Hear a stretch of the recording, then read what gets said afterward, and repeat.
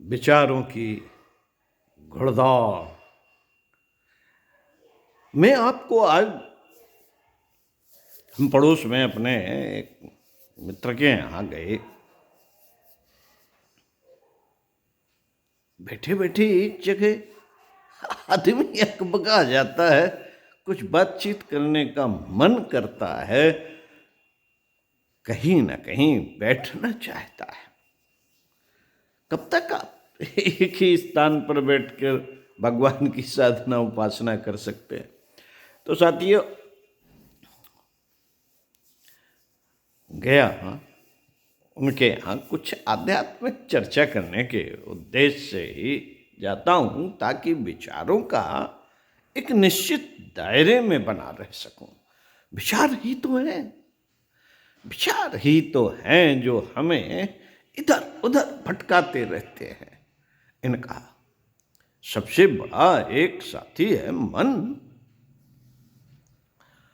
मन में जो आता है बस उस तरह के विचार भी आने लगते हैं।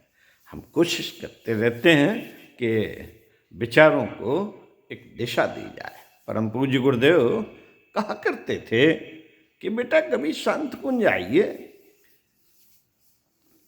इतने बड़े एरिया में, परिसर में हमने शांत कुंज को बनाया है कि अगर, और उसमें भांति भांति के कार्यशालाएं हैं, स्वावलंबन है, स्वास्थ्य है, उपासना है, साधना है, पर्यावरण संतुलन है, कुरीति उन्मूलन है। इनकी विचार गोष्ठियाँ होती रहती हैं और क्रियाएं भी चलती रहती हैं। मन को इधर उधर भागने का मौका ही नहीं देता हूँ मैं। बस सवेरे से शाम तक की दिनचर्या ऐसी व्यवस्थित है कि आप उसमें थक के चूर हो जाएंगे और शाम को बढ़िया गहरी नींद आएगी। तो साथियों, ये जब मैं गया उनके यहाँ तो उन्होंने बड़े हमें सम्मान से बिठाला और थोड़ी ही देर बाद बातों का सिलसिला शुरू होता है। कहाँ से? बातों का सिलसिला होता है हालचाल पूछने से। गुरुदेव ने कहा, भाई जाइए, आप पास पड़ोस में जाइए, बैठिए, इष्ट मित्रों के पास जाइए, बैठिए, उनकी हालचाल पूछिए और हालचाल पूछने के साथ साथ उनकी बातें सुनिए, उनकी पीड़ा सुनिए और फिर धीरे से हमारी बात भी कह दीजिए। हमने जब उनसे शुरुआत बच्चों के हाल चाल पूछने से की तो पत्नी के चोट लग गई थी। उसका किस्सा बताते रहे, फिर उनके ऑपरेशन का किस्सा बताते रहे, फिर बच्चे एक ही था, उनका एक ही बच्चा था और उसके बारे में बताते रहे कि हमने ज्योतिष भी सीखा है और ज्योतिष के अनुसार हमें उसमें ज्ञान है थोड़ा बहुत।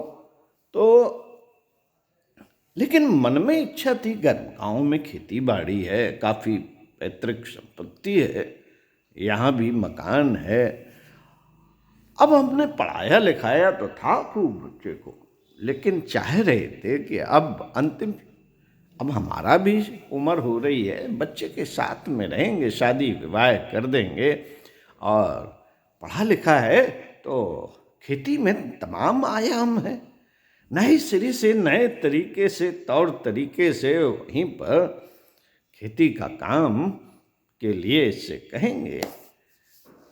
अब हमने क्या किया, यहाँ का तो मकान था ही, वहाँ भी मकान में थोड़ा सा बच्चों के हिसाब से रहने लायक बनवा दिया। एक बैठने के लिए दुकान भी बनवा दी कि भाई फुर्सत में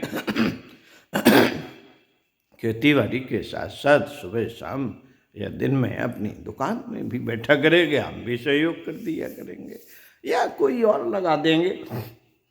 तो साथियों, वो ऐसा नहीं हुआ। उन्होंने फिर यहाँ से बात शुरू हुआ नहीं ऐसा। बच्चे आजकल बाहरी दुनिया में, बाहर की चमक दमक में और अपनी पढ़ाई करना चाहते, जो पढ़ाई की है उस क्षेत्र में काम करना चाहते हैं।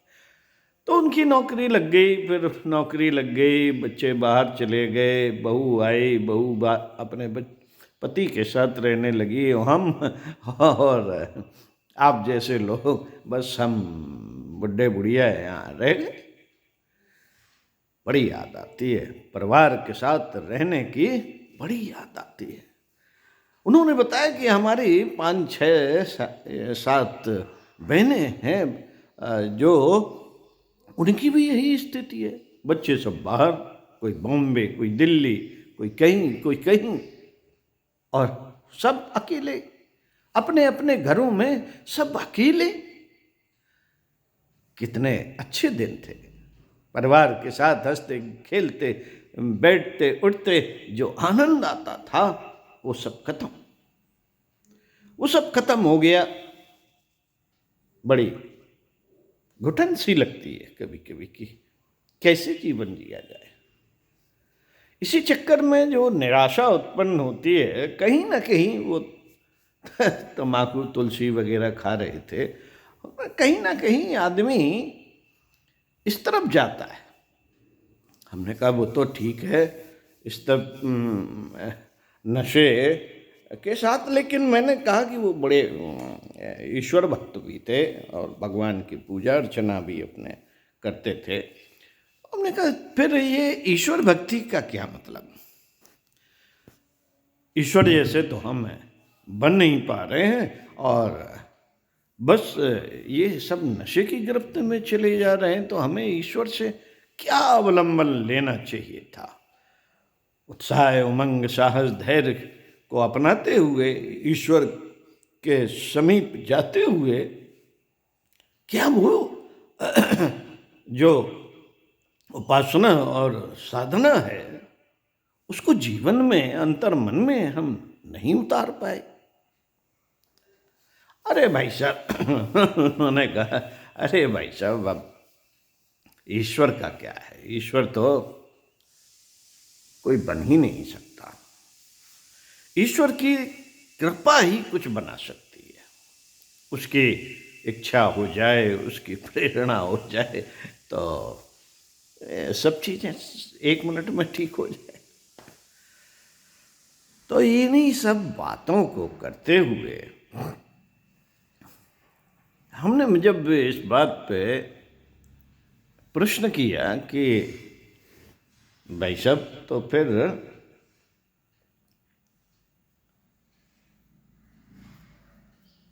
ईश्वर की पूजा आराधना जो लोग करते रहते हैं, तो वो तो सब लास्ट समय में बेईमानी हो गई, बेईमानी हो गया। आप यही कहेंगे कुछ नहीं मिला, पूजा करते रहे, सब कुछ करते रहे, अनुकूल तो कुछ नहीं मिला। तब उन्होंने कहा कि भाई साहब, वो अनुकूल कहाँ होता है?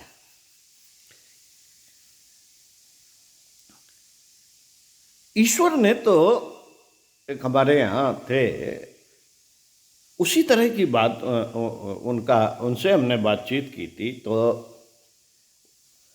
उन्होंने भी वैसी ही बात की कि ईश्वर ने आपको अपने जैसा एक एपरेटस कह लीजिए या यंत्र कह लीजिए, इस शरीर रूपी यंत्र में अपने जैसी तमाम शक्तियों को, आपके कर्म, प्रारब्ध और किए गए तमाम कर्म, उनका सुख और दुख, कर्म का लेखा जोखा बना के डाल दिया है। क्या कर दिया है? तो उन्होंने कहा कि उन्होंने तो आपको अपने जैसा बना के छोड़ दिया। सब चीज़ें उसमें इनबिल्ट हैं, सब चीज़ें उसमें पड़ी हुई हैं, और बस आपको बहना है। जीवन रूपी ये जो यंत्र है, जो विधान फिट कर दिया है, उसके साथ आपको बहते रहना है। आप कुछ कर नहीं सकते। हमने बड़ा प्रयास किया था कि अपने लड़के को वहीं शिफ्ट कर देंगे गांव में, और सारा इन्वेस्टमेंट कर दिया, और उसकी सहमति भी मिल गई, और लास्ट में वो बोला हमें मन नहीं लगता यार, हम तो नौकरी करेंगे। तो चला गया। अब क्या करें? अब ये भोग है हमारा कि हम उसके साथ नहीं रह सकते, यहाँ अकेले पड़े हुए हैं, सभी लोगों के अंदर ऐसा ही है। हमने कहा ठीक है, सही कह रहे हैं आप। तो मुझे गुरुदेव की वो बात याद आई कि बेटा, एक गीता में कहा है कि सब चीज़ें निश्चित है, और उसका उदाहरण उन्होंने दिया कि हार्ट में, हृदय में जो रक्त संचरण होता रहता है, उसको देखो। अगर तुम्हें कहीं कोई यंत्र मिल जाए जो उसको देख सके, तो उसको देखना कि हृदय से तमाम शिराओं में, कोशिकाओं में रक्त बहता रहता है और सब जगह जाता रहता है। ठीक है, बोले जब वो दिखने लगे तुम्हें रक्त बहता हुआ, तब उसमें भी एक सूक्ष्मदर्शी यंत्र लगा के देखना कि उस रक्त में लाल रक्त कणिकाएं और श्वेत रक्त कणिकाएं उछल रही हैं। पानी की तरह जैसे पानी नीचे बहता है, वो रक्त बह रहा है और उसमें वो कणिकाएं उछल रही हैं। ऐसे ही हम हैं। हम कुछ भी करते रहें, हमें उस धारा के साथ जो ईश्वर ने निर्धारित की, उसके साथ बहना पड़ेगा। तो यही बात हमने उन्हें बताई, तो उन्होंने कहा कि हाँ बिल्कुल सही, निश्चित है सब चीजें। तो फिर मैंने कहा कि तो क्या व्यक्ति को ये जो बताया गया है कि ये जीवन बहुत महत्वपूर्ण है, इस जीवन को पाने के लिए 33 करोड़ वो क्या कहते हैं, 33 करोड़ योनियों में हम घूमते हुए आए हैं, तो हम क्या करें फिर जब ये महत्वपूर्ण है? तब उन्होंने यही बात कही कि कर्म है, कर्म ही हम कर सकते हैं इस जीवन में। अच्छे कर्मों से ही हमारा भाग्य बनेगा। ज्योतिष बोले हमने पढ़ी, अध्ययन किया, कर्मों से बनता है भाग्य। आने वाला जो आपका जीवन है और जो आपने कर्म किए हैं, उस कर्मों के फल हम भोग रहे हैं। तो सब चीजें बोले कर्म प्रधान हैं। तो हमने कहा फिर ये आप जानते हैं, तो फिर ये तम्बाकू क्या खा रहे हैं, इसके भी तो कर्म बनेंगे। बोले अब वो आदत पड़ गई है, खाते खाते आदत को तोड़ना। अब शुरू में अगर मैं उस पे नियंत्रण रखता तो जल्दी ठीक हो जाती, ये आदत बदल सकती थी, लेकिन अब बहुत कठिन है। आदत तो टूटी जा सकती है एक झटके में, बस संकल्प बल मजबूत हो। तो साथियों, अभी इस संदर्भ में कुछ और बातें हैं जो उनके साथ गुफ्तगू करते करते आई, और उन बातों में उन्होंने कहा कि भाई साहब, पूरी दुनिया में हमारी जो आबादी है 7 अरब लगभग है, अरबों में है, और जो 33 करोड़ की आप ये बात आई, 33 करोड़ ही वो शक्तियां हैं जो दैवी शक्तियां हैं। 33 करोड़ ही हम सब ऐसे लोग हैं जिनमें देवत्व भरा पड़ा है, वो स्त्री हो या पुरुष हो। इसी से देश चल रहा है। हमने कहा अच्छा? बोले हाँ, यही वो 33 करोड़ है हम सब लोगों में। जो जब आप नज़र उठा के देखेंगे तो इसमें ही वो 33 करोड़ हैं, और इसमें ही वो सूक्ष्म दैवी शक्तियाँ भी सम्मिलित हैं, और कुछ शरीरधारी भी हैं। हमारे यहाँ एक सज्जन आए थे, और मैं नहीं था, मैं भिखारियों फकीरों इत्यादि से थोड़ी सी गुस्सा रहता था, ये हट्टा कट्टा है तो भगा देता था। ऐसी ही कोई एक सत्ता हमारे दरवाजे आई, और मैं नहीं था, मेरी पत्नी के 6 साल शादी हुए, बच्चा नहीं हुआ था।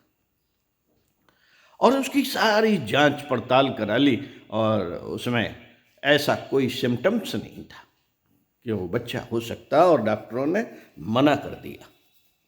मना कर दिया। वो आया, एक फकीर आया और उसने आवाज़ लगाई, भिक्षाम देहि जैसे कोई शब्द कहे। पत्नी अकेली थी, वो धार्मिक होती हैं स्त्रियां, वो नीचे गई आटा वाटा लेके। उसने देखा और कहा कि आपके बहुत निराश है आप तो, आपके कोई संतान नहीं है। अब वो भौचक की, क्या संतान नहीं? बेटी जा, आज से तू दुखी मत रहना। और 4 लैया के दाना निकाले उन्होंने अपनी झोली से, बोले इसे खा लेना बेटा, जा। और उसने वो खा लिए और हमें बताया नहीं। बाद में उसने कहा था फकीर ने कि 9 महीने में बेटा हो जाएगा तेरे। या ये फकीर की जवान है। और वो हो गया 9 महीने में बेटा। तो वो कह रहे कि देखिए यही है जो सब संचालित कर रही हैं हमारी, हमें, हम कुछ नहीं कर पाते हैं। लेकिन जब कोई भी देवी शक्ति, सभी देवी शक्तियाँ अपने बच्चों को दुखी नहीं देख सकती। पता नहीं कौन सा प्रारब्ध होगा उसका और हमारा कि हम उनसे जुड़े रहे होंगे और वो हमें दुखी, हमारी पत्नी को दुखी देख के वो आ गई। कुछ भी हो सकता है। ये रहस्यमय बातें हैं, लेकिन हैं। तो हमने कहा हम फिर ऐसे ही जीवन जीते रहेंगे हम लोग।